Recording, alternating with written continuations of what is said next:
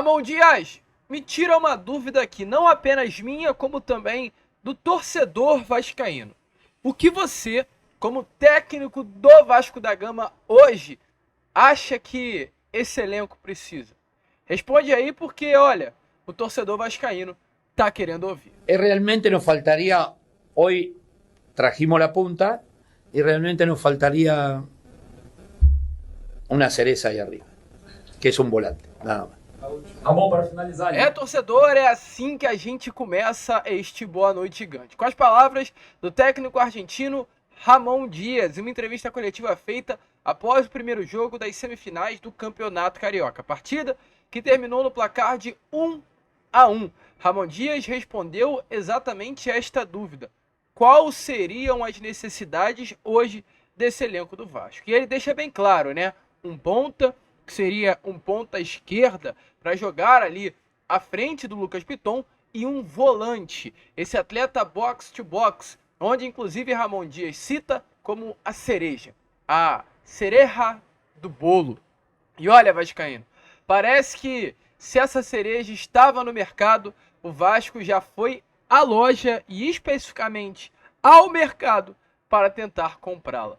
Essa cereja é Marlon Freitas, volante que hoje pertence ao Botafogo, e o Vasco já conseguiu a liberação da grana junto à empresa norte-americana. E as últimas informações que tivemos nesta noite de terça-feira, de acordo com a rádio Itatiaia, é que a proposta já foi até formalizada. A gente vai falar sobre isso aqui neste vídeo, vamos trazer todas as informações sobre esse assunto Marlon Freitas, mas também trazer algumas outras novidades importantes sobre Emmanuel Martinez, falar sobre esse dia de hoje no CT Moacir Barbosa, mais um dia de treino, visando aí a estreia contra o Grêmio no Campeonato Brasileiro e muitas outras informações. Um Boa Noite Gigante, muito agitado, muito movimentado, com muitas novidades, que é claro, você aí, como bom torcedor vascaíno, não poderá perder. Porém, Vascão, antes de começar esse vídeo, antes de deixar todos vocês muito bem informados sobre o nosso Cruz Maltino, como sempre faço aqui no canal, quero dar as boas-vindas a todos vocês que estão chegando aqui pela primeira vez. Para quem ainda não me conhece, muito prazer, um grande prazer, inclusive, você está aqui no canal do Gigante Vasco. Esse daqui é o nosso canal, o canal do torcedor vascaíno, ou seja, automaticamente, né? Se você é um torcedor do Vasco da Gama, deve se inscrever no nosso canal. Aí você pode perguntar, Lucas, o que é uma inscrição? Ou até, Lucas, como eu me inscrevo? Simples, rápido, fácil.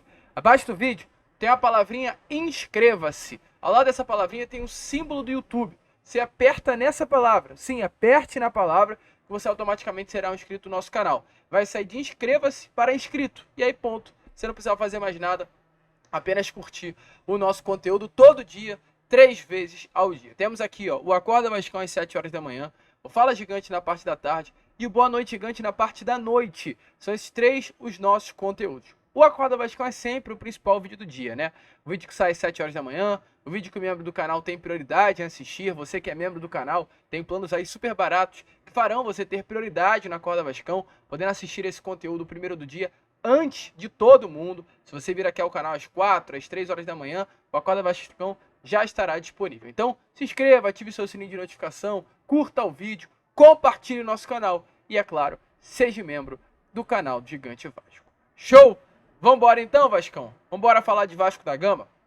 E antes de entrar no assunto mercado, né, quero trocar uma ideia aqui com vocês sobre o que rolou hoje dentro do nosso Vasco da Gama, pois foi mais um dia de treino, mais um dia, né, de preparação física no CT Moacir Barbosa.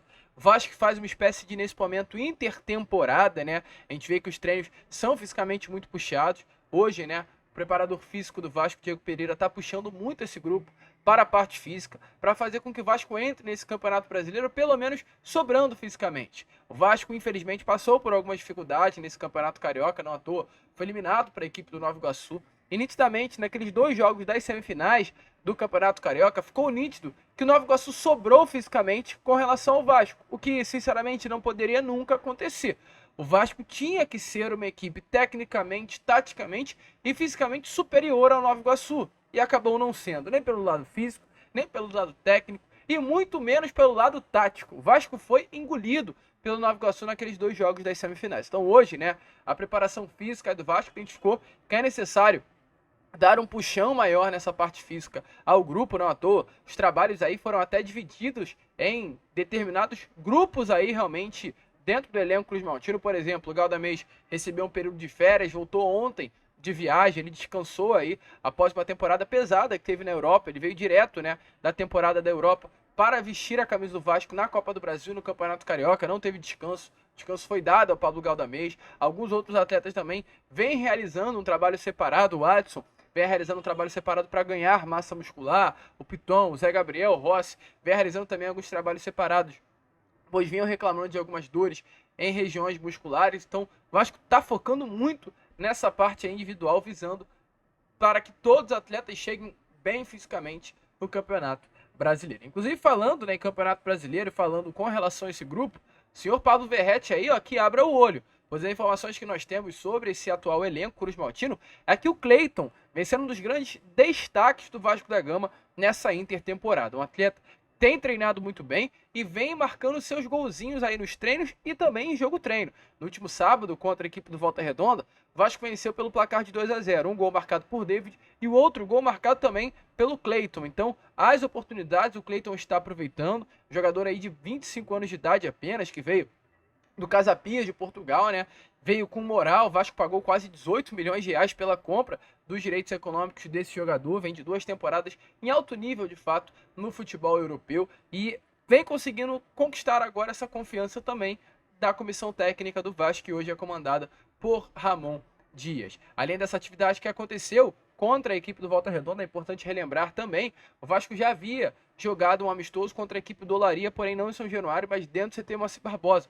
Nesse amistoso, o Vasco venceu pelo placar de 3-0, ou aliás 3-1, salvo engano, com 2 dos 3 gols marcados também pelo Cleiton. Então, o Vasco hoje, né, vem tendo aí esse atacante que hoje é o camisa 9 do Vasco, reserva de Pablo Verrete, como um dos grandes destaques do setor ofensivo. Então, alô pirata, abre o olho porque o Cleiton tá chegando e você pode até perder a vaga. Só para fechar o vídeo aqui, né, essa primeira parte do vídeo sobre treinos que vem acontecendo, quem tá treinando hoje com o grupo principal do Vasco é Guilherme Estrela e o goleiro Gabriel. Esses dois atletas vêm treinando com o Vasco da Gama. No caso, o goleiro, né, Felipe e Gabriel, são 2 jogadores do Sub-20 e vem treinando nesse momento com a equipe profissional. Os 2 jogadores se preparam para a semifinal da Copa Rio, que vai acontecer nesse próximo sábado contra o Botafogo.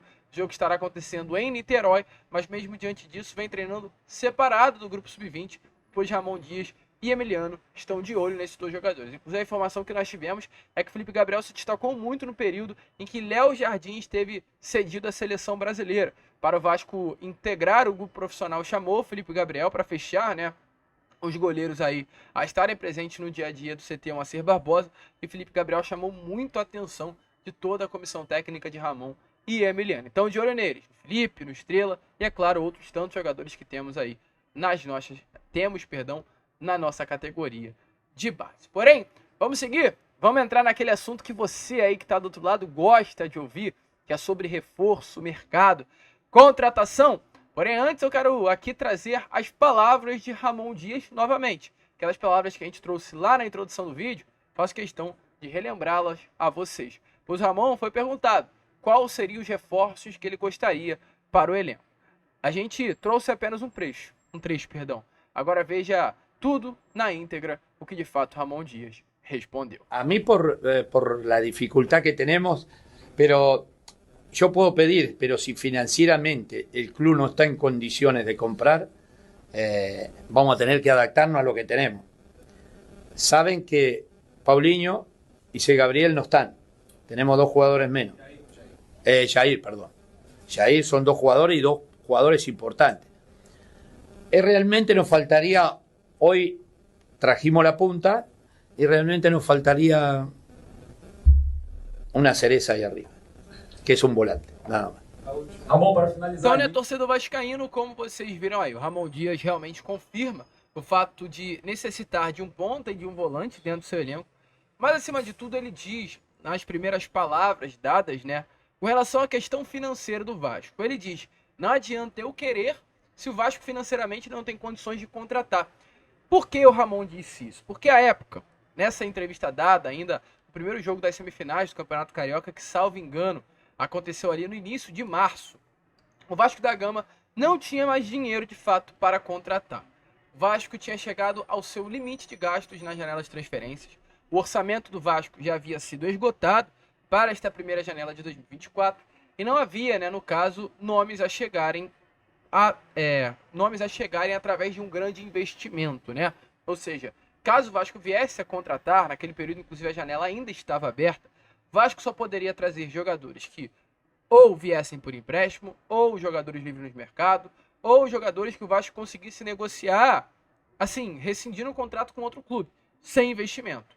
Porém, torcedor vascaíno, o Vasco conseguiu liberar um orçamento com a empresa norte-americana. O CEO Lúcio Barbosa, após principalmente a saída de Alexandre Matos, conseguiu a liberação de uma verba para investir especificamente em um nome. Não é para investir na janela, mas para investir em um nome. A tal da cereja do bolo que o Ramon fala, né? Ele diz, eu preciso de um volante, uma cereja. Essa cereja é o Marlon Freitas, jogador hoje de 28 anos, que pertence ao Botafogo.